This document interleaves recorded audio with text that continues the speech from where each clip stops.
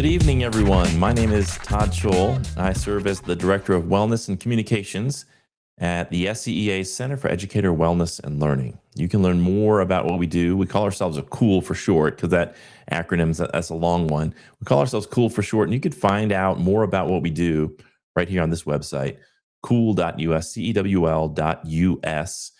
There you'll find all the live streams, including the one we're going to do tonight. You'll find that there.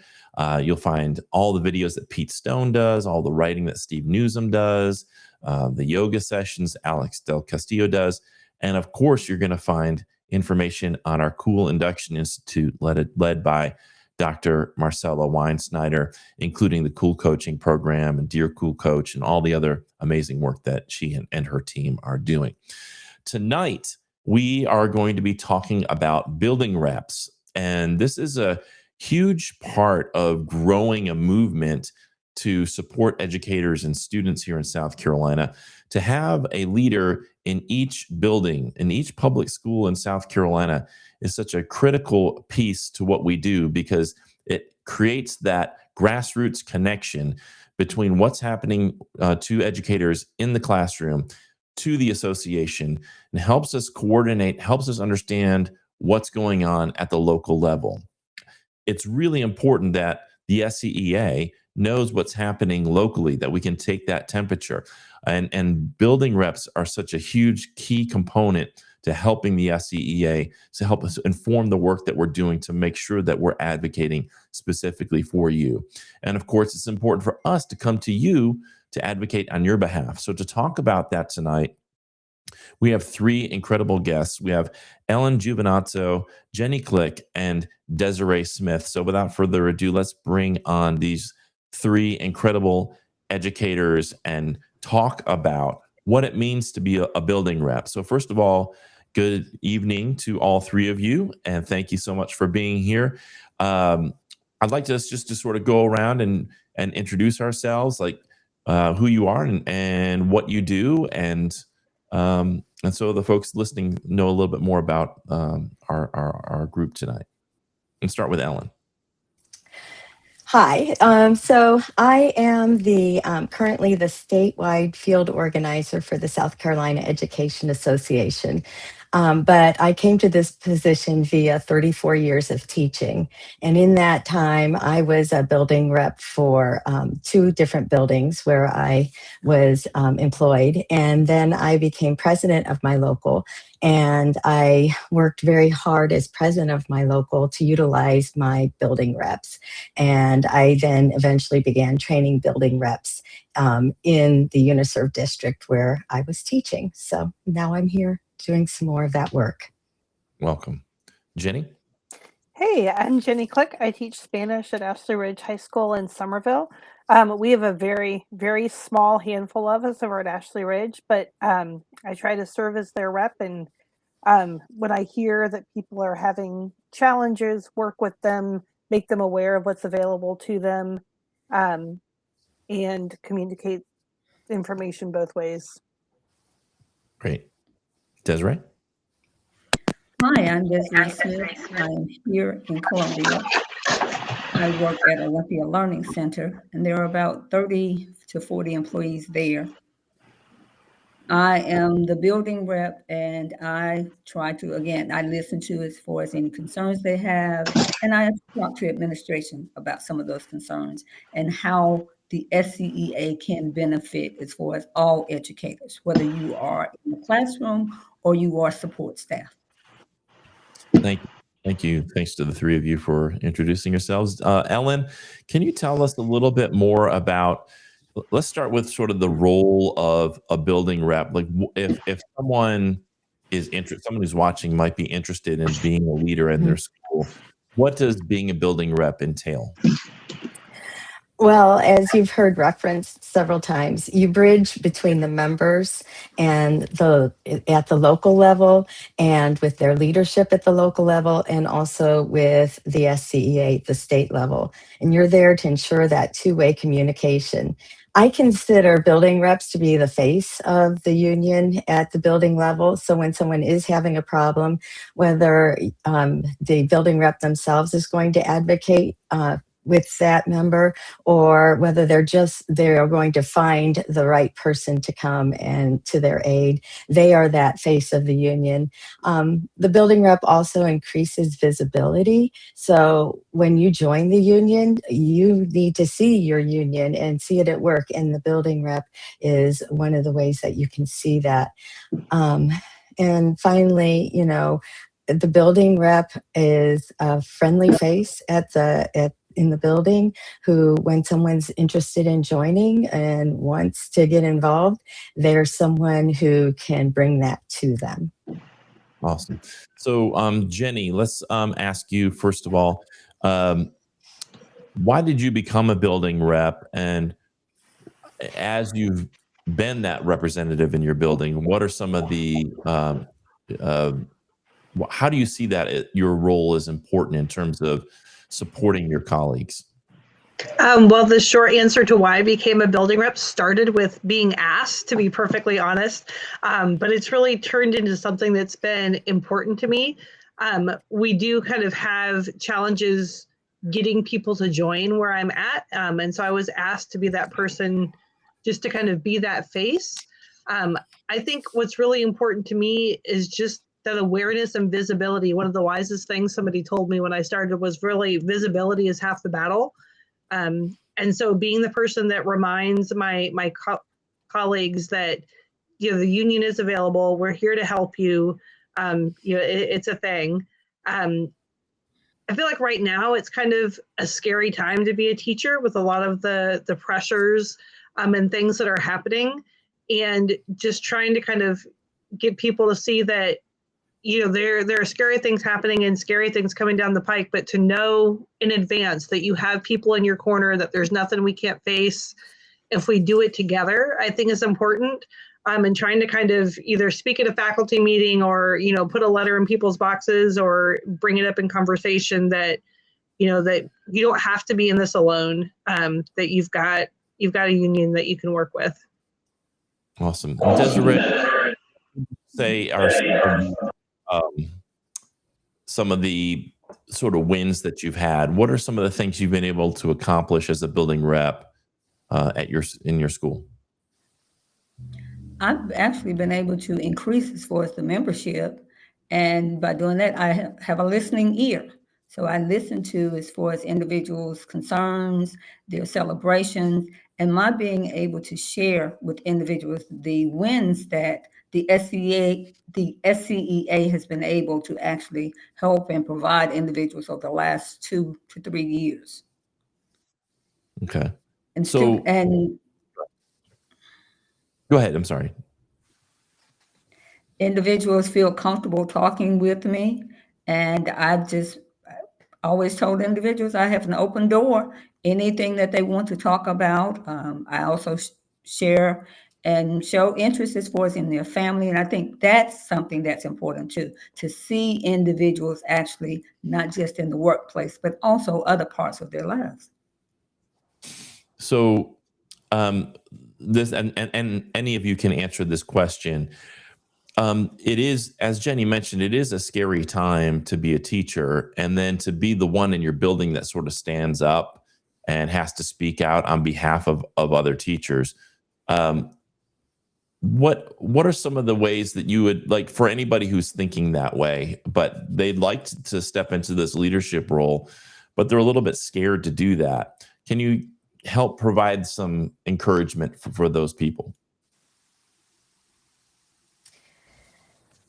Well, first of all, the SCEA is always here for you. You have your UniServe director, you have trainings, and you always have someone to turn to. And that's part of being in a union. You're not alone either. And we provide training, and you just need to reach out the moment you need some assurance, and Alana or Brandy or Melody or I will be there for you. And Jenny or Desiree, do you have any words of encouragement for folks who are maybe a little bit scared of being the one to sort of stand up in their building? I think one thing for me Another that's made it resource. a lot. Oh, sorry. Another resource are the other actually building reps, because through the training, you actually get a chance to meet as far as those individuals. And you have your district level individuals. You have a district president, other officers as well, that of course are always open and willing to help you. Absolutely. Jenny? I say, I think one thing I found for me that's been an easier entry point to easing some of that initial intimidation you can feel is finding some things that are positive so that you're not always the person who shows up when people are having a problem. A couple of years ago, the student president for the state college student organization for SCEA was a graduate of Ashley Ridge. And I send out an email to all of our staff, saying, hey, look what our graduate is doing. I know a lot of you taught this person. This is something to be proud of and celebrate. And it was really a good opportunity to kind of put that positive face forward and have something to celebrate without it being, there's a problem, there's a tension, there's an issue to raise. Mm-hmm. I think that's a really good point, Jenny. And that is one thing that I think I've seen happen sometimes is sometimes the administration starts to see you as this person who's going to just come in and complain. But if you are balancing that out by saying, listen, I'm really here to actually support you as an administrator, to help you be aware of what folks are, how they're feeling and what they're saying. And maybe they're a little bit scared to bring that up with you. I'm actually I'm here to help you, but it's sort of balancing out that, that desire to be a team member, but also a person who's a strong advocate and willing to stand up to power to ensure that they are aware of the issues that are being raised by your colleagues. And Todd, it's really important to focus on relationships. So building that relationship with your administration, meeting with them on a monthly basis just to check in and say, hey, remember I'm your building rep from the SCEA, and, checking in on positives as well as negatives. And also you're having those one-on-one conversations with your colleagues so that those conversations are positive and you can hear from them, other than when there are problems. Yeah. And I think this idea of, I think in South Carolina, one thing we don't do enough is really usually when we're getting together, it's at a faculty meeting.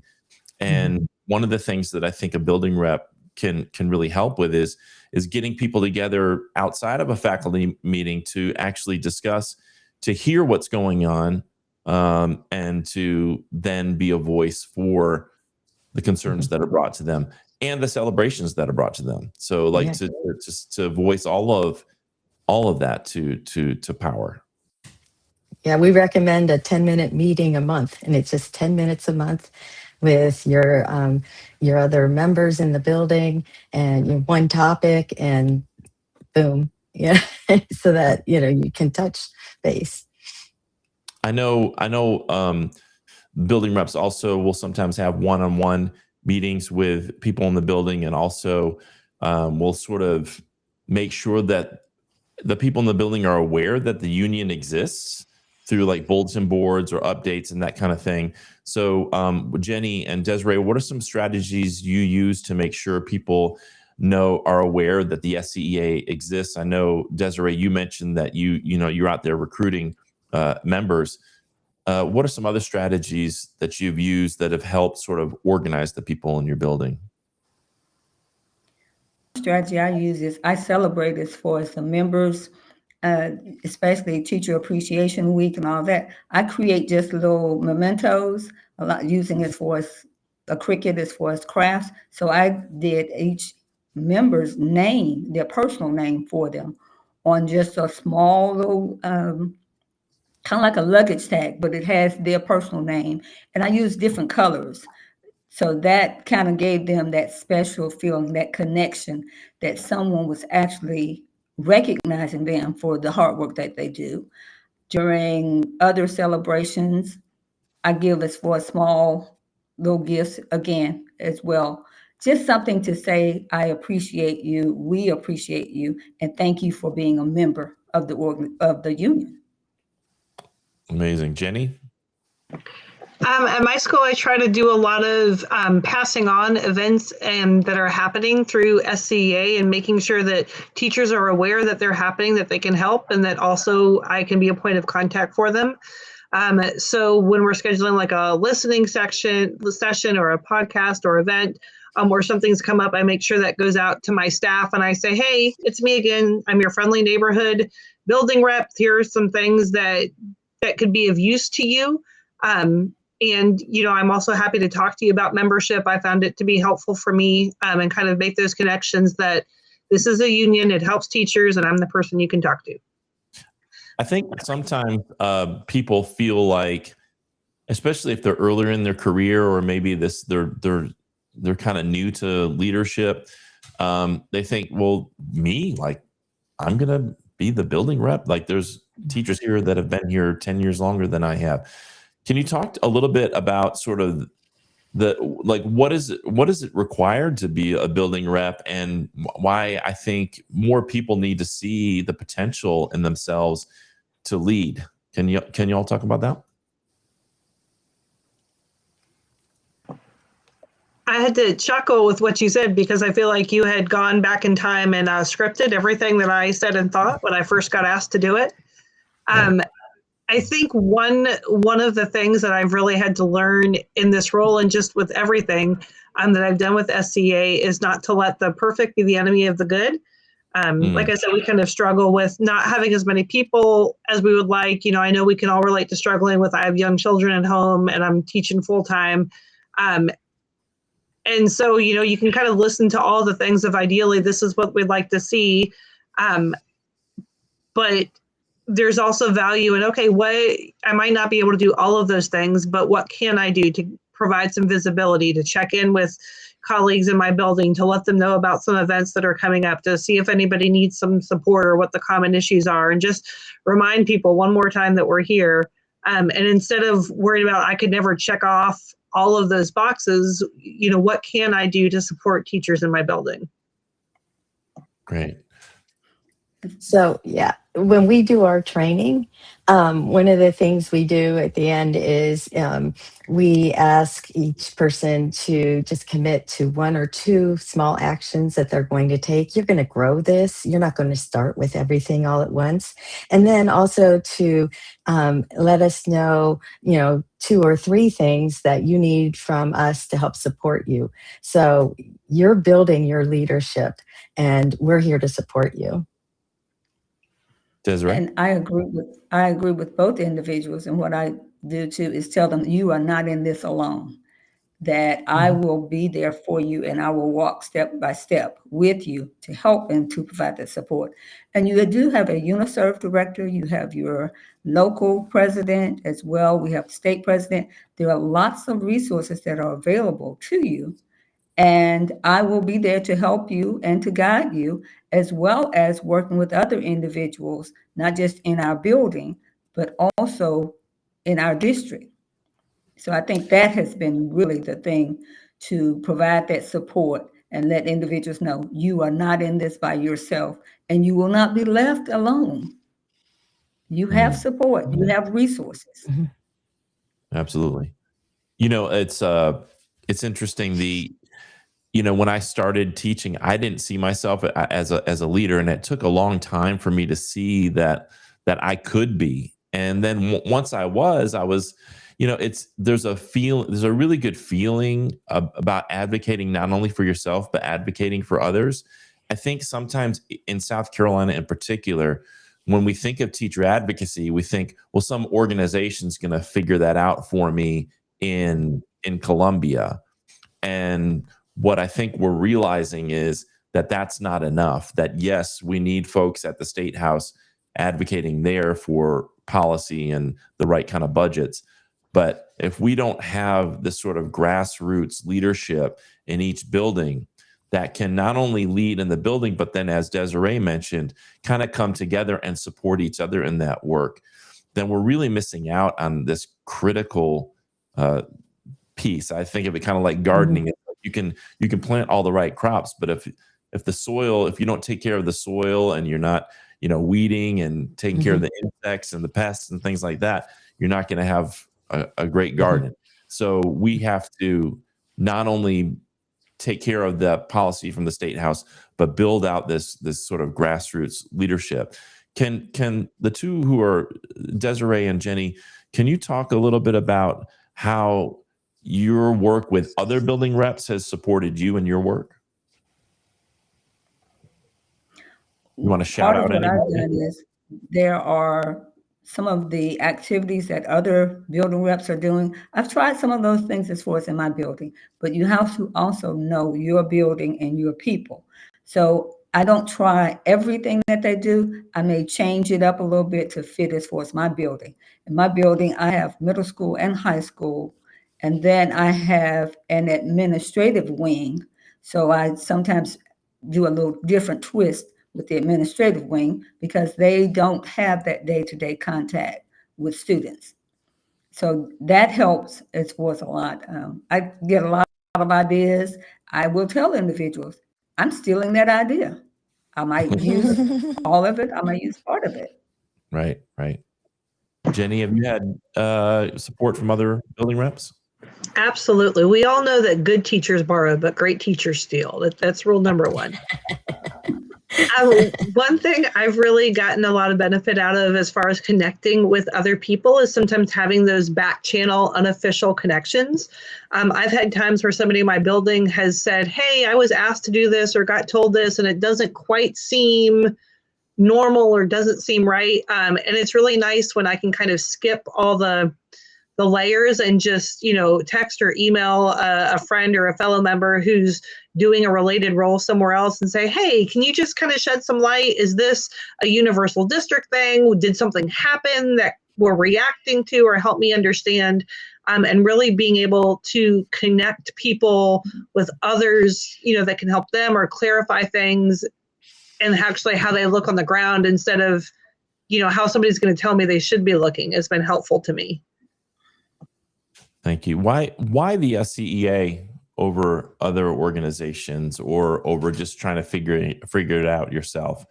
What is it about the SCEA that you're finding particularly helpful and powerful in the work that you're doing?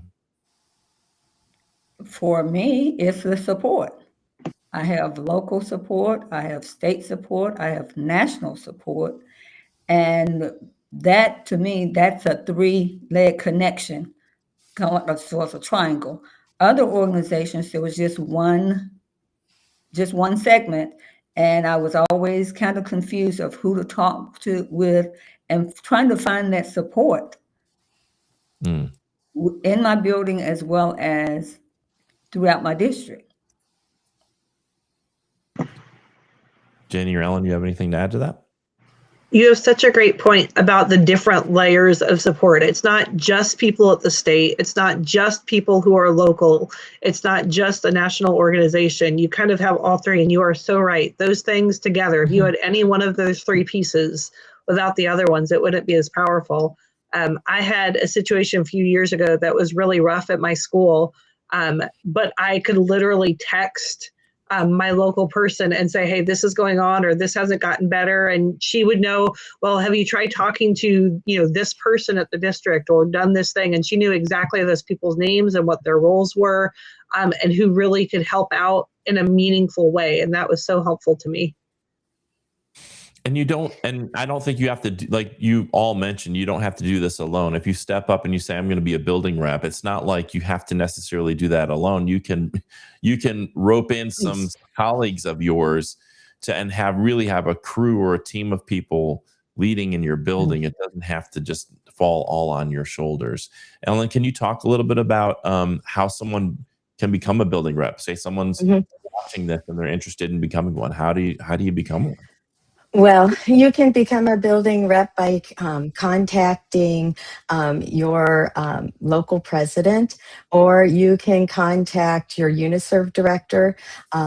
Their names and contact information can be found on our website, as well as you can contact me. And then we'll get the ball rolling. We'll make sure that your president is aware of your interests, and we'll make sure that you can get training as soon as it's available. and talk to other people and network with other people to help you out. And as far as delegating authority, it is a great way to, number one, support you in your role, and number two is it helps to find more leaders to join. So, definitely contact your president or contact one of the UNISERV directors at the SCEA. When I think about the potential here, and I want everybody who's listening to think, imagine that there's a building rep at every single public school in South Carolina, and then we're all joining the union together. How would education in South Carolina transform if we could make that happen? What do you envision changing for educators and students if we could make that happen?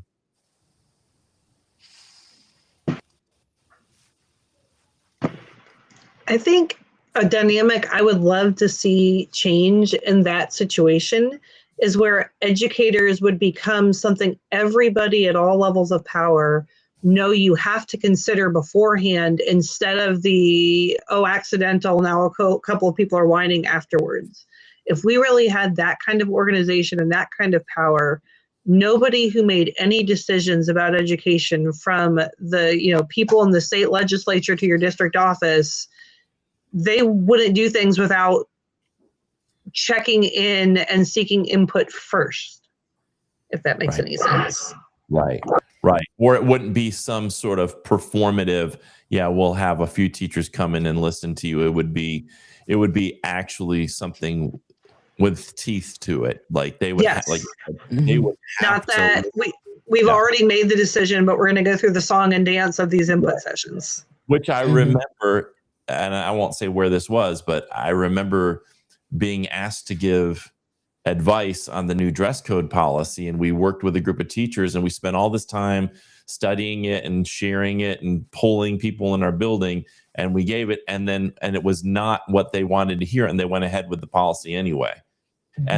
But I think you're right. I think if we did have a building rep and everybody was a member of the SCEA, and we could get that kind of solidarity from building to building, district to district, and across the state, all of a sudden you have power that you haven't had before. And I think South Carolina teachers, unfortunately, are used to feeling disempowered and just take that as the default state, that's the way it has been, the way it is, and the way it's always going to be.